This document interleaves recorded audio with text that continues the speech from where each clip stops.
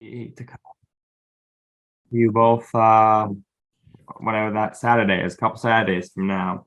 Okay, so yeah, I'll just start with a couple questions just to and that's only gonna be a couple questions, but just to give everyone some context for this upcoming Saturday. Mhm. So I guess we'll just start like super general, and if you guys want to tell me a little bit about like Music for Life, and just what it's all about. Mhm. Okay. Go for it, Steph. All right. Well, Music for Life of Pittsburgh is our business. Bob and I both facilitate music groups through our different disciplines. I'm a certified music practitioner. I'm also a vibroacoustic harp therapy practitioner and a drum circle facilitator. And then, Bob, you want to share what you do? Yeah, and I'm a music therapist. I'm also a drum circle facilitator. And so, I do some different things and we do a lot of things together. Mm-hmm. Yes. So we've been doing drum circles through the 1027 Healing Partnership for a while, and we'll continue to do that. I do vibroacoustic harp therapy sessions. People come and lay on this beautiful mat. All the sounds of the harp go into the mat. You get that sensation that feels like a musical massage. It's relaxing, helps with pain and anxiety. And so those are some things that we offer. We also play music just for different events and things. So we do Wow. pretty much a little bit of everything, which is why we came up with our title, Music for Life. Yeah, that sounds so lovely. That musical massage sounds very enticing. I'll have to keep that in the back of my head. Uh, so if I'm not mistaken, this whatever Saturday coming up is the focus of your talk. Is it drumming? Am I correct in that? So I guess if you want to talk a little bit about what people might expect with that. So I've never been actually in a drum circle, so I'm super excited to hear what that sounds like and maybe like what you guys kind of think the magic is with that practice. Sure. So, we are going to be doing some drumming together with whoever comes, and it's going to be focused on like the stress release end of things. But what we end up doing with drumming, it's not something where you have to have any skill, any prior experience to be able to participate in this.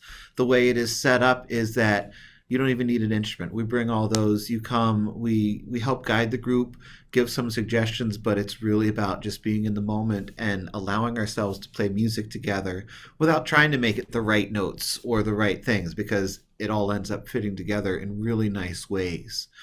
And so through that, when we get together, we're going to, like I said, focus on the stress release end of it. We're going to create some music for relaxation together as a group. We're going to do some things more focused on like listening and receptive, taking things in with some guidance from us as well. And the idea is just for everybody to come together and both receive that release of stress and then also help support each other person who's present in doing the same. Mm-hmm.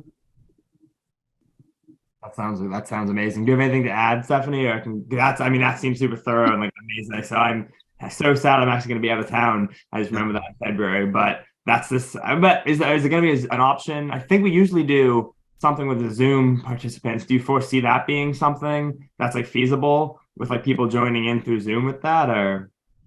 Uh, I think it is possible. The difference is the lag in time when you're playing music. So anyone participating, unfortunately, would have to mute, because if we heard them, they'd be delayed from us. But you can still make music on your own. During the height of the lockdown part of the pandemic here, Bob and I provided some drum circles online for people, and we had a looper pedal, and we tried to make it as live on our side, but everybody else was muted. But people brought their pots and pans or drums, whatever they wanted to use, and it was a way to have some community at that time. So it is possible. It's just with the lag, you have to have one side muted. Yeah. Okay, super cool. So I think Bob, just when you're saying that, I started hearing some, I think, connections between the practice and like a mindfulness meditation kind of end of thing. So I don't know if either of you want to speak to what you guys feel are the connections between. So for context, this month is each month for next over the course of the year, we're doing the tree of contemplative practices, and this one being creative music falling under that. So if you guys just want to dive in a little to a bit of how this is contemplative practice and how it relates to mindfulness and those ideas. Yeah, I think a big piece of it is in engaging in something like this. You're really coming as you are, and it's connecting with yourself and allowing yourself to just be present and be heard and be noticed through the sound that we're creating together, through the opportunities to, really listen to each other without going for that judgment of, oh, you played that wrong or whatever it is, but just an opportunity to really connect with ourselves and bring it out in a safe and supportive environment. Beautiful. Everyone has their unique sound that helps the whole and the whole experience. And that's one of the things I really like about using drumming as expression. It's an entry point where everyone can come and participate in some way.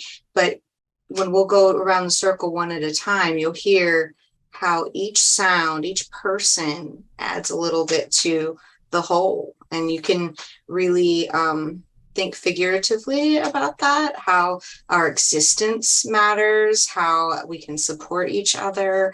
And in that way, you can expand mindfulness through that experience of just witnessing the sounds of others and how your sound impacts another, and that we can create and get lost in that experience together and have that really present moment together where everything else fades away and you're just focusing on what's happening through the sound and through your expression.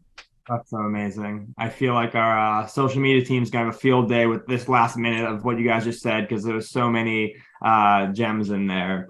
But I guess something where my mind just went is this idea of like, I feel like for me, so I'm not very musically inclined, but I come from a family that is. So I feel like there's just kind of this idea of a fear of hitting the wrong, of like making the wrong note kind of thing. And I feel like Stephanie like touched on that like a little bit. So if you guys want to just, I guess maybe just talk about like how this is kind of, it seems like it's almost like a remedy for like getting through that fear of like doing the wrong thing, which again, you can totally expand out into life of like doing the wrong thing. So if you guys want to maybe touch on that quickly. Sure. I think for that one of the things that's a little different about this that helps to work against that is even if you're playing and all of a sudden you feel like you make the wrong move and what you're playing doesn't line up and you stop or whatever, the group continues on and that support stays there for you to take a moment, breathe, smile a little bit, and then come back in. It doesn't destroy anything that's going on. And sometimes what feels like a mistake to the person playing it could sound like a really cool thing to somebody who's listening. And so there's that opportunity to, have the mistakes accepted and probably not even realize that they are mistakes. That's so amazing. I love this. Like you said, from figuratively speaking, I think this is just such a beautiful like metaphor galore for moving through life creatively and like with others, and like kind of creating this experience together. So that's awesome. This is such a cool thing that you guys are doing, and I'm really excited that we're going to be able to connect communities a little bit and share your offering with some of the awakened community. So it's exciting. And do you guys have any last like I said, it won't go on for too long. So I don't know if you have any final thoughts that you want to add. Well, one of the things that I like is in entrainment and we use sound and repetition and things to kind of go into kind of, if you're meditating with a candle, you'll look at the light and get into that. You can use the repetitive sound to match that and just kind of fade away in some ways or just deepen your experience. But we all have a rhythm about us. And I think that's one of the things that, Bob, you've mentioned before. We all have our heartbeat, all of a rhythm, we're breathing, we're rhythmic beings, and we're just using this external sound to express how we are living as rhythmic beings, I guess. That's one way to think of it. Are we missing anything else? I think you said that real well. I mean, that's it. We all have it within us. And an experience like this, where it's not about playing a certain pattern or playing the right notes, it can really give us that chance to be with ourselves in that way, in an open and non-judgmental way, which Mhm. even in itself is huge and important practice for us to do, to allow ourselves just to be who and how we are in the moment. Amazing. Well, this sounds like it's going to be the absolute perfect balance between extremely therapeutic and also massively fun. Mhm. I'm definitely a little jealous, like I said, that I won't be able to join live, but hopefully I'll figure something out on Zoom, and I'll definitely be checking out your guys' stuff when I'm back in town. But this just, yeah, so like I said, just thank you guys for what you do, because this is just such a cool offering. So, Yeah, thank you. Thanks for having us. We're really thrilled to be a part of this experience with Waken. Mhm. okay, amazing. Well, thank you both so much for your time today. And I have no doubt that the event's going to go super well. And I look forward to participating how I can and hearing everybody's thoughts on it. Yeah.